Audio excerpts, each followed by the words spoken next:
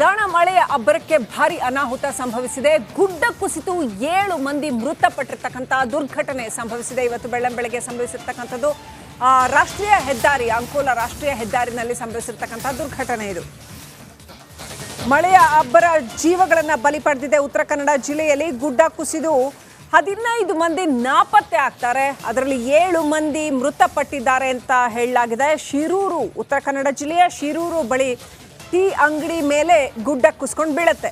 Tea ಅಂಗಡಿ ಬಳಿ ಇದ್ದಂತಹ 15 ಮಂದಿ ನಾಪತ್ತೆ ಆಗಿರೋ ಶಂಕೆ ವ್ಯಕ್ತವಾಗ್ತಾ ಇದೆ. ಕಾಣ್ತಾ ಇಲ್ಲ ಅವ್ರಿಗೆ ಎಲ್ಲಿದ್ದಾರೆ ಏನು ಅವರ ಪತ್ತೇನೆ ಗೊತ್ತಾಗ್ತಾ ಇಲ್ಲ. ಎಲ್ಲಿ ಅಲ್ಲ ನಾವು ಇಲ್ಲಿ ನಾಗೇಶ್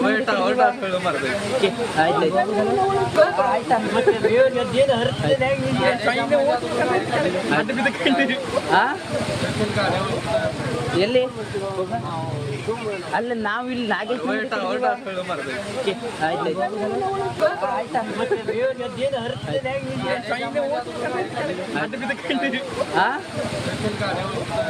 ಎಲ್ಲಿ ರಣಮಳೆಯ ಅಬ್ಬರ ಜೀವಗಳನ್ನ ಬಲಿ ಪಡೆದಿದೆ. ಉತ್ತರ ಕನ್ನಡ ಜಿಲ್ಲೆನಲ್ಲಿ ಅಂಕೋಲಾ ಬಳಿ ಅಪ್ಡೇಟ್ ಪಡ್ಕೊಳ್ಳೋಣ. ಪ್ರತಿನಿಧಿ ಶೇಷಗಿರಿ ಮುಂಡಳ್ಳಿ ಕನೆಕ್ಟ್ ಆಗಿದ್ದಾರೆ. ಶೇಷಗಿರಿ, ಈಗಲಾದರೂ ರಕ್ಷಣಾ ತಂಡ ಸ್ಥಳಕ್ಕೆ ತಲುಪಿದೆಯಾ? ರಕ್ಷಣಾ ಕಾರ್ಯಾಚರಣೆ ಏನಾದರೂ ಆರಂಭ ಆಗಿದೆಯಾ? ಏನಿದೆ ಪರಿಸ್ಥಿತಿ? ಹೌದು ಶ್ರೀಲಕ್ಷ್ಮಿ, ಉತ್ತರ ಕನ್ನಡ ಜಿಲ್ಲೆಯ ಶಿರೂರು ಸಮೀಪ ಸಂಭವಿಸಿದಂತಹ ಗುಡ್ಡ ಕುಸಿತ ಘಟನೆ ಮೂಲಕ ಈಗಾಗಲೇ ಕಾರ್ಯಾಚರಣೆ ಆರಂಭವಾಗಿದೆ. ಅಂದ್ರೆ ರಾಷ್ಟ್ರೀಯ ಹೆದ್ದಾರಿ 2 ಬದಿಯಿಂದ ಕೂಡ ಸಂಚಾರ ಸ್ಥಗಿತ ಆಗಿರೋದ್ರಿಂದ ಒಂದು ರೀತಿಯ ತೆರವು ಕಾರ್ಯಾಚರಣೆ ಸವಾಲಿನ ಕೆಲಸ ಅಂತ ಹೇಳ್ಬೋದು. ಯಾಕಂತ ಹೇಳಿದ್ರೆ ಈಗಾಗಲೇ ಭೂಕುಸಿತವಾಗಿ ಒಟ್ಟು 15ಕ್ಕೂ ಹೆಚ್ಚು ಜನ ಭೂ ಸಮಾಧಿಯಾಗಿದ್ದಾರೆ ಮತ್ತು 2 ಶವ ಈಗಷ್ಟೇ ನದಿಯಲ್ಲಿ ಸಿಕ್ಕಿದೆ ಎಂಬ ಮಾಹಿತಿ ಕೂಡ ಲಭ್ಯ ಆಗಿರುವಂತದ್ದು. ಒಟ್ಟು ರಾಷ್ಟ್ರೀಯ ಹೆದ್ದಾರಿ 66ರ ಅಂಕೋಲಾ ತಾಲೂಕಿನ ಬೆಳಸೆಯಲ್ಲಿ ಕೂಡ ಈ ಒಂದು ಘಟನೆ ನಡೆದಿದೆ. ದಕ್ಷಿಣ ವಿಚಾರ ಕಡೆ ಒಟ್ಟಲ್ಲಿ ಕಾರವಾರದ ಬೇರೆ ಬೇರೆ ಭಾಗದಲ್ಲಿ ರಾಷ್ಟ್ರೀಯ ಹೆದ್ದಾರಿ ಬೇರೆ ಬೇರೆ ಭಾಗದಲ್ಲಿ ಜಲಾವೃತ ಆಗಿರೋದ್ರಿಂದ ರಕ್ಷಣಾ ತಂಡಗಳು ಆಗಮಿಸಲು ಕೊಂಚ ವಿಳಂಬ ಆಯಿತು. ಈಗಾಗಲೇ ಬೇರೆ ಬೇರೆ ದಾರಿ ಮೂಲಕ ಟ್ರಕ್ಗಳಾಗ್ಬೋದು ಅಥವಾ ಬೇರೆ ಬೇರೆ ವಾಹನಗಳ ಮೂಲಕ ರಕ್ಷಣಾ ತಂಡ ಕೂಡ ಸ್ಥಳಕ್ಕೆ ತಲುಪಿದೆ. ಕಾರ್ಯಾಚರಣೆ ಆರಂಭವಾಗಿದೆ. ಒಟ್ಟು 3 ಶವ ಈಗ ಸಿಕ್ಕಿದೆ ಎಂಬ ಮಾಹಿತಿ ಕೂಡ ಲಭ್ಯವಾಗಿರುವಂತದ್ದು. Right, thank you Sheshagiri Mundalli ಡೀಟೇಲ್ಸ್ಗಾಗಿ.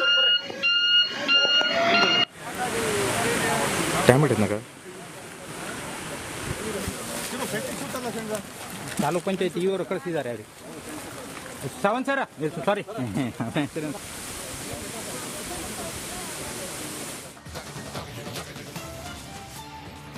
ಇನ್ನು ಕಾರವಾರದ ಮಂದ್ರಾಳಿ ಬಳಿ ಕೂಡ ಭೂಕುಸಿತ ಉಂಟಾಗಿ ಅಲ್ಲೂ ಕೂಡ ಸಾವು ನೋವು ಸಂಭವಿಸಿದೆ.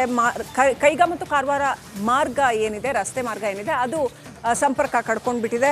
ಆಮೇಲೆ ಶಿರ್ಸಿ ಹತ್ರ ಕೂಡ ರಾಗಿಹೊಸಳ್ಳಿ ಹೊನ್ನಾವರದ ವರ್ಣಿಕೇರಿ ಬಳಿ ಕೂಡ ಗುಡ್ಡ ಕುಸಿತ ಉಂಟಾಗಿದೆ.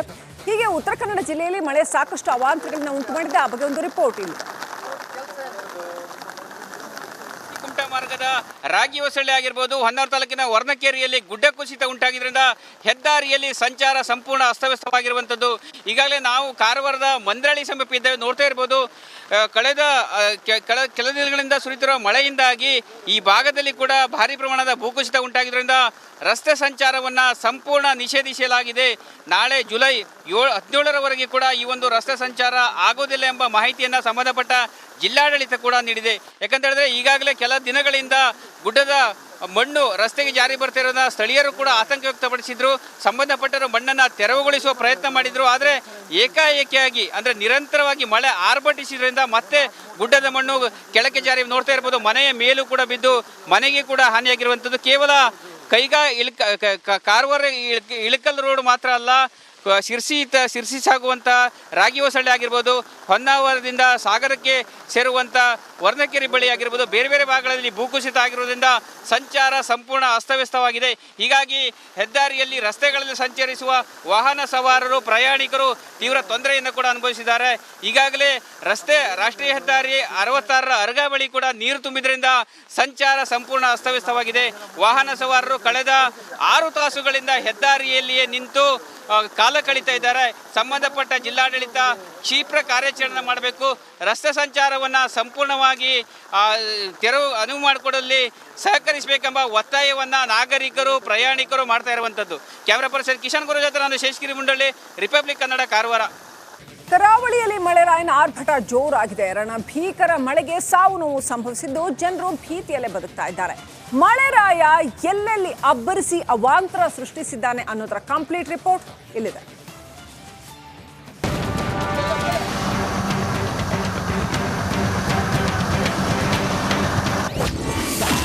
ಕರಾವಳಿಯಲ್ಲಿ ವರುಣನ ಆರ್ಭಟ, ಹಲವು ಅವಾಂತರಕ್ಕೆ ಜನ ತತ್ತರ. ಕರಾವಳಿ ಭಾಗದಲ್ಲಿ ವರುಣನ ಆರ್ಭಟ ಜೋರಾಗಿದೆ. ರಕ್ಕಸ ಮಳೆಗೆ ಜನ ಜಾನುವಾರು ತತ್ತರಿಸಿದ್ದು, ಜೀವ ಕೈಯಲ್ಲಿ ಹಿಡಿದು ಬದುಕುವ ಸ್ಥಿತಿ ನಿರ್ಮಾಣವಾಗಿದೆ.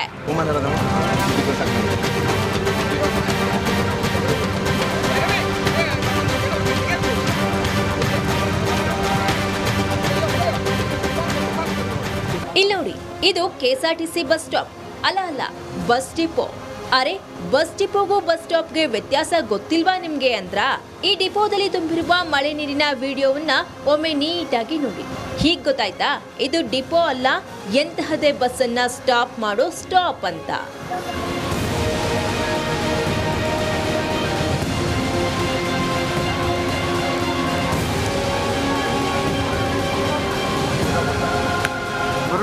ಹೌದು, ಉತ್ತರ ಕನ್ನಡ ಜಿಲ್ಲೆಯ ಕಾರವಾರದ ಹಬ್ಬುವಾಡ ರಸ್ತೆಯಲ್ಲಿ ಇರುವ ಕೆಎಸ್ಆರ್ಟಿಸಿ ಬಸ್ ಡಿಪೋ ಇದು.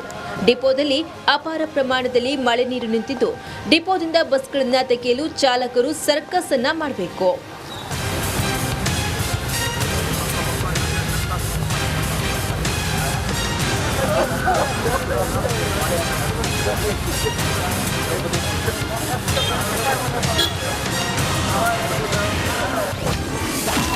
ಗುಡ್ಡ ಕುಸಿತ, ಪೆಟ್ರೋಲ್ ಟ್ಯಾಂಕರ್ ನದಿ ಪಾಲು. ಅಂಕೋಲದ ಶಿರೂರು ಬಳಿ ಗುಡ್ಡ ಕುಸಿತವಾಗಿದ್ರೆ ಪೆಟ್ರೋಲ್ ಟ್ಯಾಂಕರ್ ಅನ್ನ ಗಂಗಾವಳಿ ನದಿ ಬಾ ನನ್ ಜೊತೆ ಬಾ ಅಂತ ಕೊನೆಯವರೆಗೂ ಕರೆದೊಯ್ದಿದೆ. ಈ ಅವಘಡದಲ್ಲಿ 5 ನಾಪತ್ತೆಯಾಗಿರುವ ಅನುಮಾನ ಕೂಡ ಇದೆ.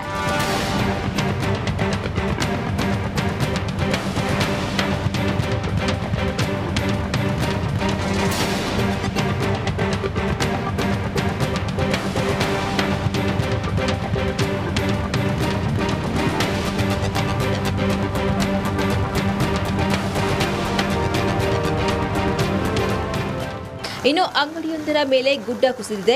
2 ಮಕ್ಕಳು ಇದೇ ಮಣ್ಣಿನಲ್ಲಿ ಸಿಲುಕಿರುವ ಶಂಕೆ ವ್ಯಕ್ತವಾಗಿದೆ.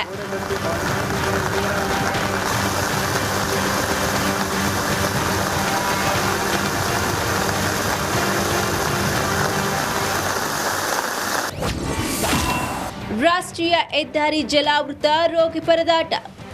ಧಾರಾಕಾರ ಮಳೆಗೆ ಕಾರವಾರ ಮಂಗಳೂರು NH66 ಸಂಪೂರ್ಣ ಜಲಾವೃತಗೊಂಡಿದೆ. ಹಾಳಗ ಪಾರ್ಶ್ವವಾಯು ಆಸ್ಪತ್ರೆಗೆ ಹೊರಟಿದ್ದ ಪಾರ್ಶ್ವವಾಯು ಪೀಡಿತ ರಸ್ತೆಯಲ್ಲಿ ನರಳಾಡಿ ಎಲ್ಲ ದೇವರನ್ನ ನೆನಪಿಸಿಕೊಂಡಂತಿದೆ.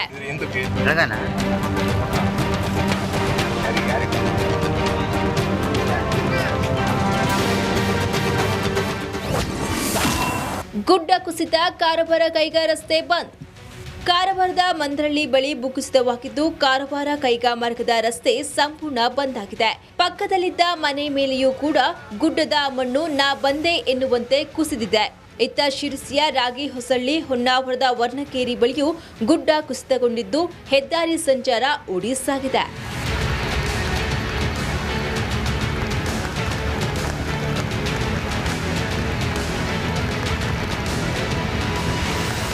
ಒಟ್ಟಾರೆ ಕಾರವಾರದಾದ್ಯಂತ ಮಳೆ ಆರ್ಭಟ ಜೋರಾಗಿದೆ. ಅಲ್ಲಲ್ಲಿ ಗುಡ್ಡ ಕುಸಿತ ಹೆಚ್ಚಾಗಿದ್ದು, ಜನ ಕೊಂಚ ಎಚ್ಚರ ವಹಿಸುವುದು ಉತ್ತಮ. Bureau report, republic Kannada. Haveri ಜಿಲ್ಲೆಯ ಜೀವನಾಡಿ ವರದಾ ನದಿ ಮಳೆಯಿಂದಾಗಿ ತುಂಬಿ ಆರ್ಭಟಿಸ್ತಾ ಇದೆ. ಜೀವದ ಹಂಗು ತೊರೆದು ಜನ ಆ ಬ್ರಿಡ್ಜ್ ಮೇಲೆ ಓಡಾಟ ನಡೆಸ್ತಾ ಇದ್ದಾರೆ. ಕಳಸೂರು ಕೋಳೂರು ನಡುವೆ ಸಂಪರ್ಕ ಕಲ್ಪಿಸುವಂತಹ ಸೇತುವೆ ಆಲ್ಮೋಸ್ಟ್ ಮುಳುಗಿದೆ. ಅದನ್ನ ನೋಡಿದ್ರೆ ಸಂಪೂರ್ಣ ಅದ್ರ ಮೇಲ್ಗಡೆಯಿಂದ ನೀರು ಹರಿತಾ ಇದೆ. ಜನ ಆದರೂ ಕೂಡ ಜೀವದ ಹಂಗು ತೊರೆದು ಆ ಸೇತುವೆ ಮೇಲೆನೆ ಓಡಾಡ್ತಾ ಇದ್ದಾರೆ. ಪಾಪ ಬೇರೆ ಏನು ಮಾಡ್ತಾರೆ, ಓಡಾಟ ಮಾಡೋದಕ್ಕೆ ಬೇರೆ ದಾರಿನೇ ಇಲ್ಲ. ಹಾಗಾಗಿ ಆ ಸೇತುವೆ ಮೇಲೆ ಹೋಗಬೇಕು. ನೋಡಿ, ಅಕ್ಕಪಕ್ಕದಲ್ಲಿ ಅದು ಬೃಹತ್ ನದಿ, ಅದು ಪಕ್ಕದಲ್ಲಿ ಒಂಚೂರು ಆಚೆ ಈಚೆ ಆದರೆ ಅಥವಾ ಜಾಸ್ತಿ ಪ್ರವಾಹ ಬಂದರೆ, ನೀರು ಬಂದರೆ, ದ್ವಿಚಕ್ರ ವಾಹನದಂಥದ್ದಾದರೆ ತೆಲ್ಕೊಂಡು ಹೋಗೋವಂಥ ಅಪಾಯ ಇದೆ.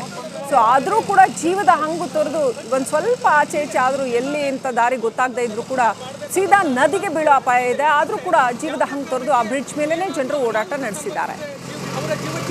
ಹಾವೇರಿಯ ವರದಾ ನದಿ ಮೇಲಿನ ಸೇತುವೆ ಕಳಸೂರು ಕೋಳೂರು ನಡುವೆ ಸಂಪರ್ಕ ಕಲ್ಪಿಸೋ ಸೇತುವೆ ದೃಶ್ಯ.